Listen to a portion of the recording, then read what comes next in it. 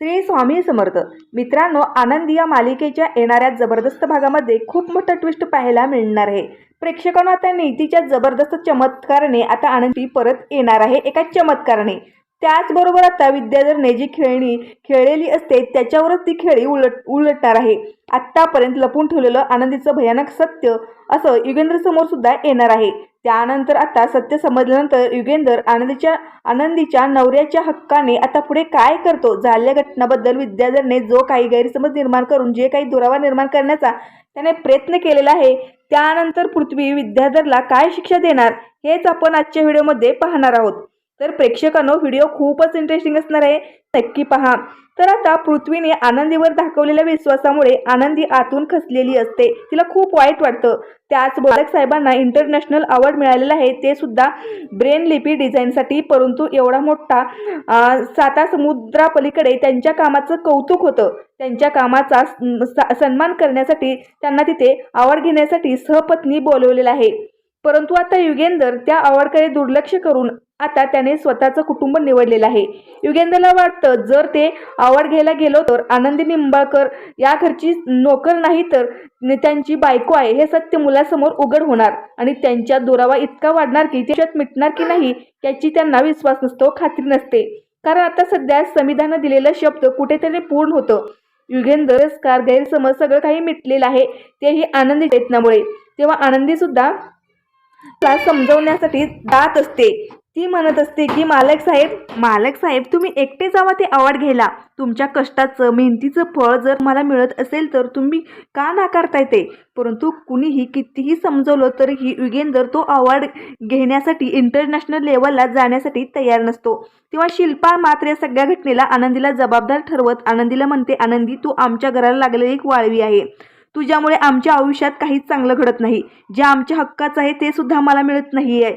विद्याधर सुद्धा आता आनंदीला म्हणतो, आनंदी तुझ्यामुळे साधा दादासाहेबांना अवॉर्ड सुद्धा घ्यायला जात नाही. काय उपयोग तुझं, तू त्याच्यासाठी लागलेले एक शाप आहे. आनंदीला शिल्पाचं विद्याधरचं बोलणं खूपच मनाला लागलेलं असतं. त्यामुळे ती आता ठरवते की काही झालं तरी आपण जे सत्य लपवून ठेवलं आहे ते सत्य पृथ्वी मितालीला समजायलाच पाहिजे. आपण लपवून ठेवलेल्या सत्यामुळे जर मालक साहेबांचं नुकसान होत असेल, त्यांना चार चौघामध्ये कर्तृत्व सिद्ध करता येत नसेल तर माझा इगो बाजूला ठेवावाच लागेल. तर आता आनंदीला जे काही पृथ्वीला सांगायचं असतं ते सगळं काही आता आरतीच्या मदतीने एका चिठ्ठीवर लिहून घेत असते. त्यासाठी आता आपण लेटर लिहूयात असं आता आनंदी ठरवते. त्यानंतर आरती मात्र जे सत्य आता पृथ्वीसमोर आणणार आहे त्या सत्याचा उलगड्याने नक्की काय होतं, कारण आता पृथ्वीने आता आनंदीला डायरेक्ट तिच्या घरी जाण्यासाठी सांगितलेलं असतं, म्हणजे माहेरी. आता आनंदीने सगळं काही ती करू शकते. पण जेव्हा आता पृथ्वीला आरतीने जे सत्य सांगितलं आहे तेव्हा पृथ्वीचे डोळे कसे उघडतात हे तर पुढे पाहणारच आहोत प्रेक्षकांनो. तर आता आनंदीने पृथ्वीसाठी जे लेटर लिहिलेलं आहे तर ते लेटर विद्याधरने आनंदीने लिहिलेलं लेटर बदलून त्या जागी लव्ह लेटर ठेवलेलं असतं. कारण त्यामध्ये आता आनंदीने पृथ्वी आणि तिच्या नात्याचं जे काही आता जे सत्य आहे ते पृथ्वी समोर मांडायला निघालेली असते. परंतु आता ते विद्याधरने ते लेटर आहे तर ते बदलून तिथे मात्र त्याने आता लव्ह लेटर ठेवलेलं आहे. हे ऐकून आता पृथ्वी जेव्हा वाचतो तेव्हा पृथ्वीने ते लेटर फाडून टाकलेलं आहे. पण आता पृथ्वीला इतका राग आलेला असतो म्हणून आता पृथ्वी सगळ्यासमोर वाटेल ते आनंदीला बोलतो. तर आनंदीला मात्र आता खूप वाईट वाटतं. तेव्हा आनंदीला आता झालेलं असतं की त्यातून काय मार्ग काढायचं, कुठून काय करायचं काहीच कळत नाही. असं पृथ्वीने काय ऐकलं, काय वाचलं आहे हे आनंदीला समजायला मार्गच नसतं. आनंदी विचार करते की चिडला असेल माझ्यावर. पण आनंदीचा असा गैरसमज होतो की जेव्हा आता मी त्याला जे सत्य सांगितलं, मी त्याची आई अवतर आहे, ते ऐकून म्हणजे त्याला खूप राग आला असेल त्या गोष्टीचा. आता पण पृथ्वी असं का बोलला असेल की आनंदी तुझी अशी लिहिण्याची हिंमत कशी झाली, असं का म्हणाला. मग आता नक्की काय आहे याबद्दल आनंदी विचार करू लागते. त्यानंतर आनंदी आरतीला म्हणते, आरतीताई मी तुला काय लिहिण्यासाठी सांगितलं होतं. आरती म्हणते की हो, मी तू सांगितलेलं तेच लिहिलं होतं. तेव्हा आरती आता पृथ्वीला सगळं काही विचारायला जाण्याचं ठरवते. कारण पृथ्वी आनंदीला म्हणतो की आत्ता तू या घरातून चालती हो, इथे तू नाही राहू शकत. परंतु युगेंधर पुढे येत युगेंधर म्हणतो की अरे पृथ्वी काय झालं, तू असं का म्हणतो, असं का वागतोस आनंदी बरोबर. तर पृथ्वी म्हणतो की आनंदी असं करू शकते. तर आनंदीने काय केलं असं युगेंधर विचारतो. तेव्हा पृथ्वी लेटर फाडून टाकलेलं असतं. पण आता पृथ्वी म्हणतो की आनंदीने असं लव्ह लेटर का लिहिलं. त्यावर तो आता युगेंधर म्हणतो की आनंदी लव्ह लेटर, अरे काहीतरी गैरसमज झाला असेल तुझा. आनंदी काय आहे, आनंदी या घरासाठी काय काय करू शकते हे आपल्याला चांगलंच माहिती आहे.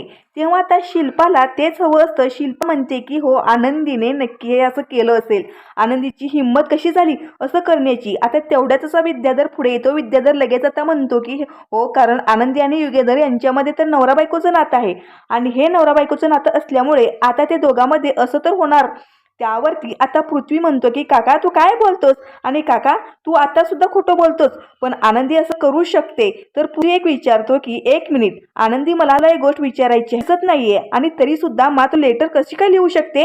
तेव्हा आरती पृथ्वीला म्हणते की एक काम कर, तू माझ्यासोबत आतमध्ये चल, मी तुला खरं सांगते काय आहे ते, खोटं काही सगळं काही सांगते. तेव्हा पृथ्वी म्हणतो की ठीक आहे. तर आनंदीला टेन्शन येतं की आरतीने सगळं काही खरंच सांगितलं नसेल ना, म्हणून आता आरती पृथ्वीला आतमध्ये घेऊन येते आणि म्हणते की हे बघ आनंदीला दिसत नाही, यावर तुझा विश्वास तर आहे ना. मग आनंदी लेटर कसं लिहू शकते. आनंदीने मला हे लेटर लिहिण्यासाठी सांगितलं होतं की ती तुमची आई आहे आणि तुमची आई तुम्हाला असं लेटर का लिहू शकते. पृथ्वी म्हणतो की नाही, तिने असं लव्ह लेटर लिहिलेलं आहे. ती म्हणते की लेटर माझ्या हाताने मी लिहिलेलं आहे कारण आनंदीने ते लेटर मला लिहिण्यासाठी सांगितलं होतं. तेव्हा पृथ्वी म्हणतो की हे कसं शक्य आहे, आणि हे तर तुझं बरोबर आहे कारण आनंदीला लिहिता येत नाहीये. त्यानंतर आता जेव्हा पृथ्वी बाहेर येतो तेव्हा तो आनंदीची माफी मागतो. आनंदीला म्हणतो की हे बघ आनंदी, आता तू तर माझी आई आहे याचा मला अभिमान वाटतो, आरतीने मला सगळं सांगितलं. पृथ्वी आता आनंदीची माफी मागतो. पण आता आनंदीला म्हणतो की हे बघ आनंदी, मला आता तू खरंच अगोदर समजवायला हवं होतं की तुला दिसत नाहीये म्हणून, आणि तुला दिसत नाहीये तरी सुद्धा मी तुझ्यावर असले आरोप केले आणि खरंच माझी चूक झाली. म्हणून तो आता आनंदीची माफी मागतो हात जोडून. त्याच वेळेला आता युगेंद्रला फार मोठा धक्का बसतो. म्हणजे आनंदीला दिसत नाही तर तर पण तरी सुद्धा आनंदीने आपल्यापासून हे सत्य का लपवलं असेल. नक्की आता तिला दिसत नाहीये, मग आता हे आपल्यापासून का बोलले असेल. तेव्हा तो लगेच आता रूपमध्ये येतो आणि शिर्के आता त्याच्या सोबत असतात. तो हे त्यावरती शिर्के म्हणतात की हो मालक साहेब, आनंदीला दिसत नाही हे आम्हा सगळ्यांना माहिती होतं. मग आता लगेच युगेंद्र विचारतो की मग तुम्ही हे सत्य मला का नाही सांगितलं नसेल. त्यावर आता लगेच शिर्के म्हणतात की नाही मालक साहेब, आनंदीने आम्हाला सगळ्यांना सांगितलं होतं की मालक साहेबांना हे सत्य कधीच सांगू नका. तर युगेंद्रला फार वाईट वाटतं. युगेंद्र म्हणतो की आजपर्यंत आनंदीने जे काही केलं ते आता सगळ्यांसाठी केलं, या घरासाठी केलं, पण आता इथून पुढे जे काही आहे तर ते आनंदीसाठी करायचं. मात्र आता युगेंद्र काहीतरी आपल्या मनात ठरवतो. आनंदीला आता खूप मोठं सरप्राईज द्यायचं ठरवतो. तो आनंदीला म्हणतो की हे बघ आनंदी, आता हे म्हणजे तुला मला आता एक बाहेर घेऊन जायचं आहे. तर पृथ्वी म्हणतो की हो बाबा, मला सुद्धा तेच वाटतं कारण आनंदी आपल्यासाठी इतकं सर्व काही करते, मग आनंदीसाठी आपण काही करायला नको का. त्याच वेळेस मात्र आता एक असा चमत्कार होतो, कारण हा चमत्कार कसा होतो तेच माहिती नाहीये. कारण आनंदी जेव्हा मात्र आता बघता आनंदीला अचानक दिसायला सुरुवात होते. कारण विद्याधरने असं काहीतरी केलेलं असतं की आनंदीच्या डोळ्यामध्ये जे टाकण्याचा प्रयत्न केलेला असतो त्याच केमिकल्समुळे आता हा असा चमत्कार खूप मोठा पॉझिटिव्ह चमत्कार झालेला आहे की आनंदीला अचानक दृष्टी येते. आनंदी म्हणते की हे कसं शक्य आहे. आनंदीला आलेली दृष्टी बघून मात्र आनंदीला दिसायला सुरुवात होते. आनंदीचा खरंच दिसायला सुरुवात होते. झालेल्या चमत्कारामुळे आनंदीला खूप आनंद होतो. आनंदी म्हणते की मालक साहेब, मला तर दिसायला लागला आहे. यावरती आता युगेंद्र म्हणतो की काय काय म्हणते आनंदी, तू नक्की खोटं बोलत असेल कारण मी तुझं ऑपरेशन करण्याचं ठरवलं होतं ना, आणि तू मुद्दामून खोटं बोलत आहे. तेव्हा लगेच आनंदी म्हणते की नाही मालक साहेब, मला खरंच दिसतं. तर आता आनंदीला मात्र दिसायला लागलेलं असतं. घरामध्ये सगळ्यांना आनंद होतो, परंतु विद्याधरला मात्र आता त्याचा खूपच जळका आंबा होतो.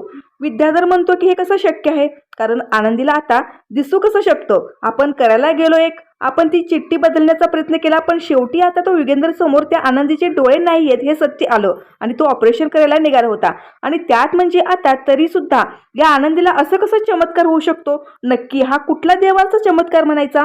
परंतु आनंदीला आता दृष्टी आलेली आहे म्हणून आनंदीला इतका आनंद झालेला असतो. आनंदीचा आनंद इकडे गगनात मावण्याचा होतो. ती आनंदीने इकडे तिकडे बागडत असते. तिला सगळं काही दिसतं. आरतीला सुद्धा इतका आनंद होतो. आरती तर आता घट्ट पृथ्वीला मिठीच मारते. आता आरती ही पृथ्वीला जेव्हा मिठी मारते तेव्हा सगळेजण दोघे एकमेकाकडे पाहत असतात. आता तेवढ्यात आरती खूपच लाजते. आरती म्हणते की सॉरी पृथ्वी. तर पृथ्वी म्हणतो की काही नाही, कारण पृथ्वी आणि आरती या दोघांतही न कळतपणे जवळीक वाढलेली असते. दोघांनाही आता एकमेकाबद्दल वेगळीच भावना एकमेकांच्या मनामध्ये निर्माण झालेली असतात. तर विद्याधरचा इतका जळपाट होतो आणि विद्याधर आपल्या रूममध्ये येतो. तर आता विद्याधर रूममध्ये येऊन इतका भडकलेला असतो, कारण ह्या आनंदीला आता दृष्टी आली. त्यामुळे आता ही काही ना काही नक्की आता ते म्हणजे करतच राहणार आहे.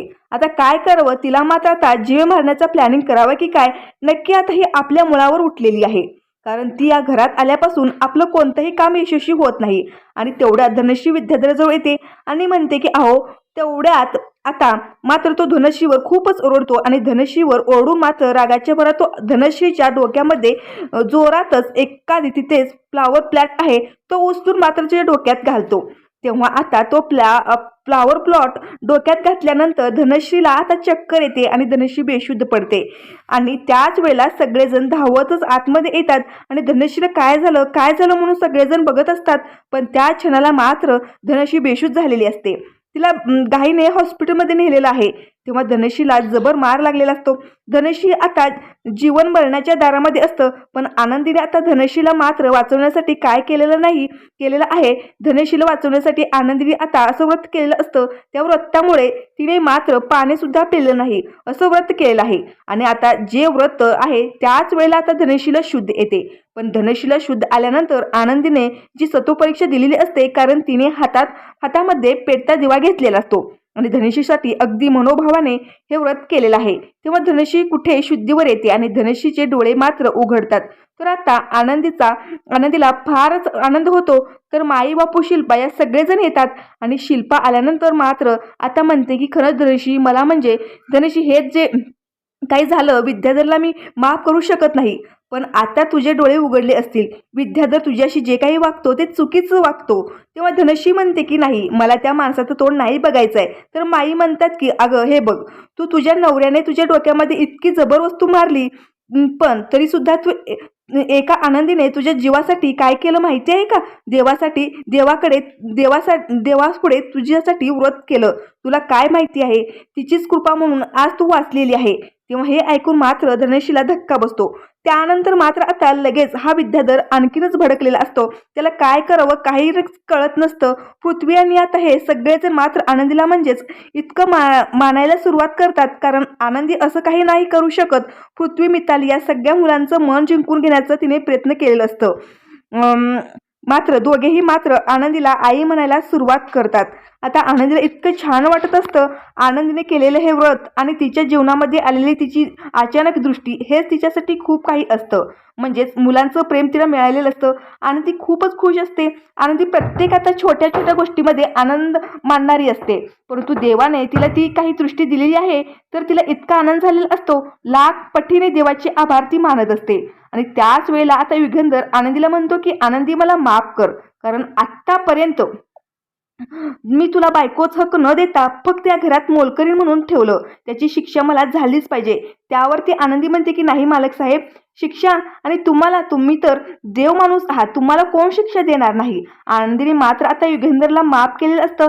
आणि म्हणजे हे बघा, यापुढे मात्र आता मुलाकडे म्हणजे काळजी घ्यायची, मुलांचं लक्ष द्यायचं. कारण समिधाताई असते तर समिधाताईने हेच केलं असतं आणि त्यांचं कर्तव्य आपल्याला पार पाडायचं आहे. तेव्हा मला त्यामुळेच चमत्कार झाल्यामुळे दृष्टी आली की काय. आणि खरंच आता म्हणजे युगंधरला खूप छान वाटत असतं. तो आनंदीला खुश ठेवण्याचा प्रयत्न करतो. त्यानंतर आता पृथ्वी आनंदीला आई म्हणून स्वीकारल्यानंतर आता दोघेही अवॉर्ड फंक्शनमध्ये इंटरनॅशनल लेवलला जाऊन आता दोघेही तिथे ते अवॉर्ड घेणार आहे.